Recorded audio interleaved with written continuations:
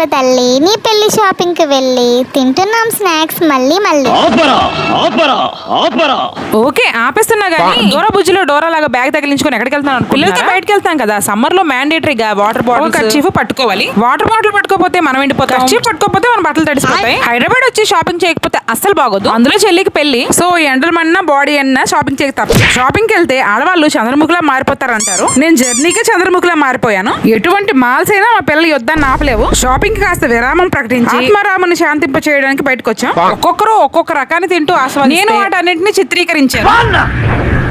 నా తెలుగుకి ఇంటర్లో 99 మార్క్స్ రావడంలో తప్పే లేదు. చిన్నప్పుడు ఇలాంటి ఐస్ క్రీమ్స్ ఎంతమంది తిన్నారు? ఇంత పెద్ద సిటీస్ లో ఇప్పటికీ అమ్ముతున్నారంటే great. Actually I'm big fan of street shopping. Hyderabad లో స్ట్రీట్ షాపింగ్ కోసం అడగాల్సిన పనే లేదు. కొంత స్ట్రీట్ షాపింగ్ చేసి మరమరాల మిక్చర్ తిని మళ్ళీ మొదలెట్టాం. యాక్చువల్ గా ఇదైతే వైజాగ్ లోనే బాగుంది. పెళ్లిళ్ళు అంటే మగోళ్ళకి ఏ గోళం ఉండదు, ఆడవాళ్ళు మేము ఆపుకోలేక అన్ని కొనేస్తుంటాం. చిత్రగుప్తుని చిట్టాలా తీస్తున్న కొలది వస్తూనే ఉన్నాయి కావాల్సిన వస్తువుల లిస్ట్. అసలు ఒక్క పూటలో తేలే పనేనా ఇది? కాళ్ళు అరిగేలా తిరుగుతూనే ఉన్నాం. ఓపిక నశించి ఇంటికి వెళ్ళాలి తప్పించి కాంప్రమైజ్ అయ్యే ప్రసక్తే లేదు. ఫైనల్ గా మోమోస్ తిని ఈ వరల్డ్ షాపింగ్ అయితే ముగించాము.